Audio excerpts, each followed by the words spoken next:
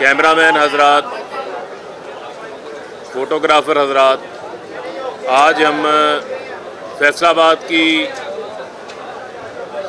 Fruit और सब्ज़ी मंडी में मौजूद हैं और ये पाकिस्तान की चंद बड़ी मंडियों में जो है वो फैसलाबाद की सब्ज़ी और फ्रूट मंडी का शुमार होता है।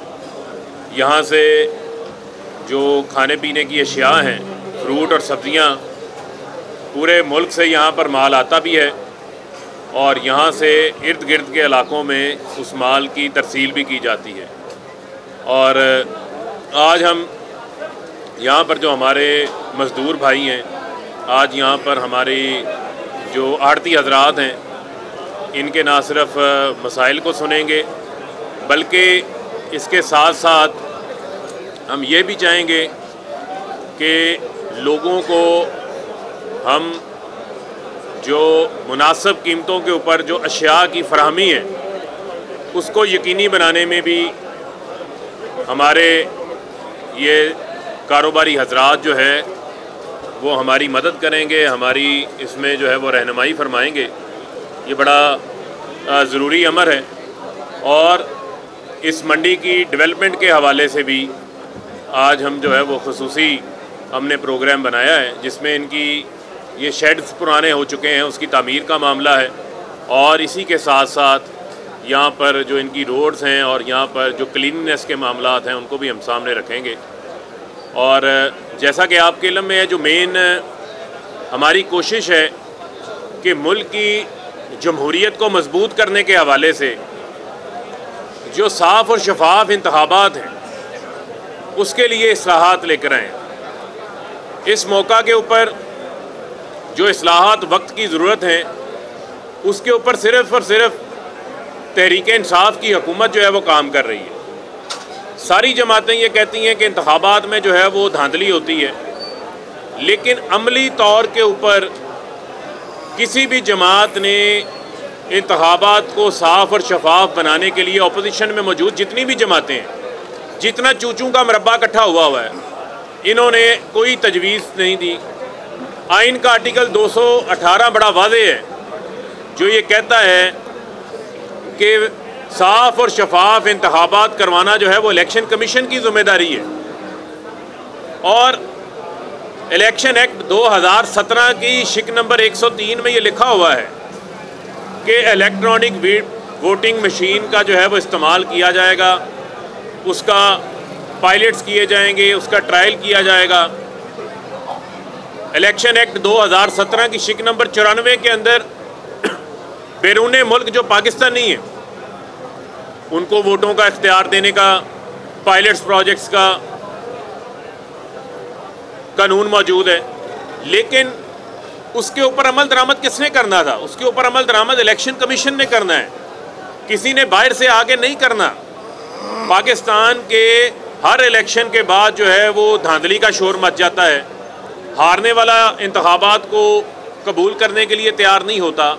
सुप्रीम कोर्ट ऑफ पाकिस्तान ये कह चुका है कि आप इंतखाबात के लिए साफ़ और शफाफ बनाने के लिए टेक्नोलॉजी का इस्तेमाल करें, ओवरसीज़ को वोटिंग राइट दें। वो ओवरसीज़ पाकिस्तानी जो सालाना $30 अरब इस साल भेजे हैं उन्होंने पाकिस्तान के लोगों को, 90 लाख ओवरसीज़ पाकिस्तानी है, उनका पैसा अच्छा लगता है, उनकी पाकिस्तान के लिए हर मौके के ऊपर जो खिदमत है वो अच्छी लगती है।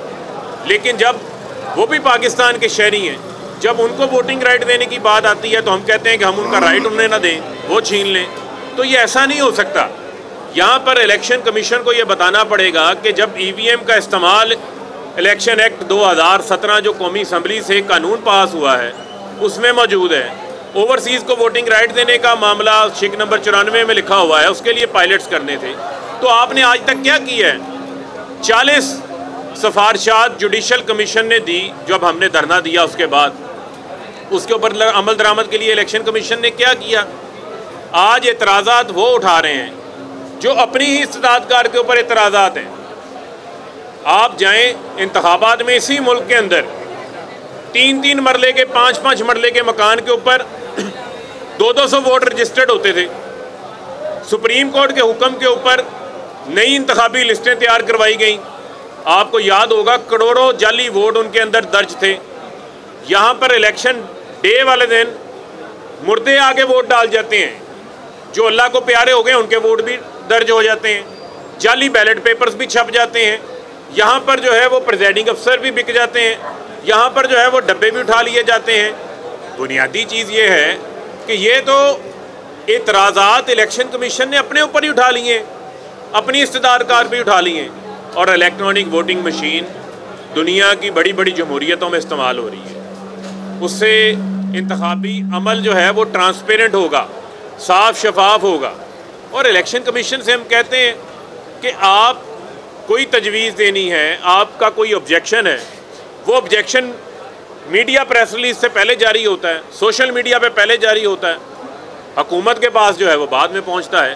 तो लिहाजा आइनी अदारा है, आइनी अदारे के जो इख्तियारात हैं, जो आइनी अदारे का एहतराम है वो अपनी जगह के ऊपर है, लेकिन पार्लिमान कानून साजी के हवाले से सुप्रीम है, उसका भी एहतराम जो है वो अदारों के ऊपर उसी तरीके से लागू होता है जिस तरह हम आइनी अदारे के इख्तियारात का भी एहतराम करते हैं।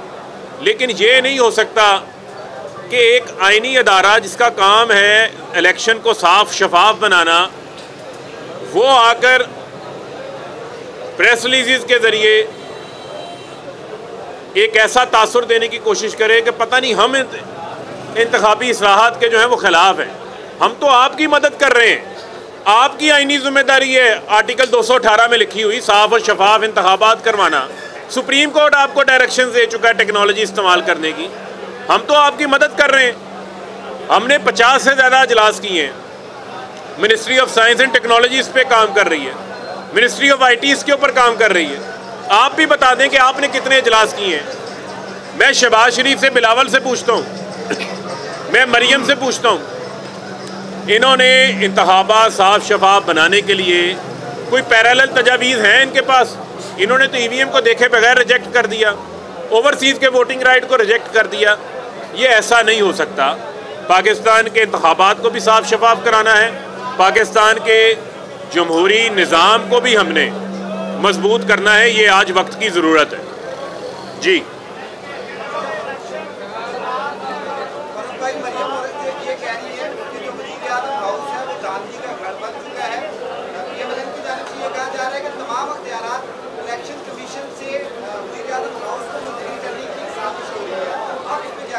देखें, आज तनकीद वो लोग कर रहे हैं जो चंद माह कबल इलेक्शन कमीशन के बाहर एहतजाज कर रहे थे, इलेक्शन कमीशन को बुरा भला कह रहे थे।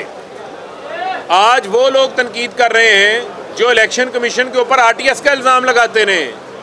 आज मैं हैरान हूँ कि वो लोग अपनी तारीख को भूल जाते हैं, और वो लोग आज बातें कर रहे हैं जिन्होंने इस मुल्क में सुप्रीम कोर्ट पे हमले किए, जिन्होंने नैब के ऊपर हमले किए, जिन्होंने क्लाशनकोफ के ज़रिए फ़ैसले करवाए, जिन्होंने ब्रीफ केसों के ज़रिए फ़ैसले करवाए, जिन्होंने लोगों को रास्ते से हटवा दिया, जाली पुलिस मुकाबले करवाते रहे।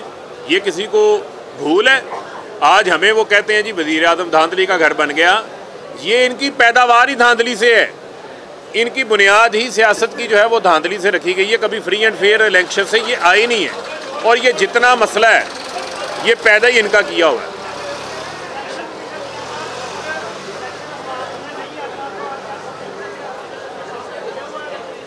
देखें, ये तो पाकिस्तान की आवाम ने फैसला करना है, लेकिन लोग चाहते हैं कि इंतखाबात साफ शफाफ हो। आज आप ये देखें ना, टेक्नोलॉजी का ज़माना है, ये आपका मोबाइल फ़ोन जो है ये आपकी ऑनलाइन कारोबार भी है, आपका ऑनलाइन बैंक भी इसके अंदर आ गया है, आपकी नादरा की वेरिफिकेशन शनाख्ती कार्ड का निज़ाम भी डिजिटलाइज हो गया है, लैंड रिकॉर्ड भी डिजिटलाइज हो गया है। लेकिन जब इंतखाबात में टेक्नोलॉजी इस्तेमाल करने की बात आती है तो उस वक्त कहते हैं जी कि एल्फी डल जाएगी। और भाई आपकी कोई मोहर उठा के ले जाए तो इंतखाबी अमल रुक जाता है। वहाँ पर एक प्रिजाइडिंग ऑफिसर जो है लाइनें लंबी लगवा दे, इलेक्टोरल प्रोसेस लेट हो जाता है। EVM के ज़रिए फार्म 45 यानी जैसे ही पोलिंग बंद होगी अगले 5-10 मिनट बाद फार्म 45 आपके हाथ में होगा, किसी के पास कोई बहाना नहीं होगा। लिहाजा साफ़ और शफाफ इंतखाबात का मुस्तकबिल जो है वो इलेक्ट्रॉनिक वोटिंग मशीन्स है, जिसमें पूरी दुनिया भी काम कर रही है। कहा जा रहा है कि चिट्ठे चोरी हो जाएंगी जो जो चिप्पें चोरी करने की बात करते हैं उनके दिल में चोर है। वो चाहते हैं कि ठप्पा सिस्टम नाफज रहे इस मुल्क के अंदर, उनको वो ठप्पा सिस्टम जो है वो सूट करता है। और ये जितनी तनकीद है ये सारी ठप्पा माफिया की तनकीद है, और ठप्पा माफिया जो है उसको ईवीएम ही आगे ठीक करेगा।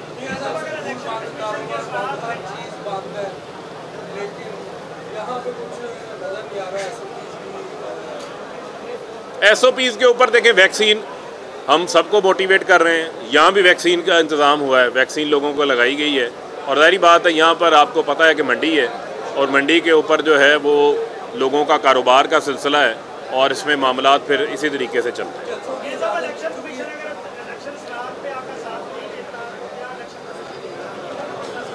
देखिए, मैंने आपको कहा पार्लिमान सुप्रीम है, और जो एक्ट ऑफ द पार्लियामेंट होगा उसी के ऊपर सबको अमल दरामद करना पड़ेगा। ये भी आइन के अंदर लिखा हुआ है कि इलेक्शन कमीशन ने एक्ट ऑफ द पार्लियामेंट के तहत इंतखाबात करवाने। बहुत शुक्रिया। सब्सक्राइब करें और बेल दबाएं ताकि कोई खबर रह न जाए।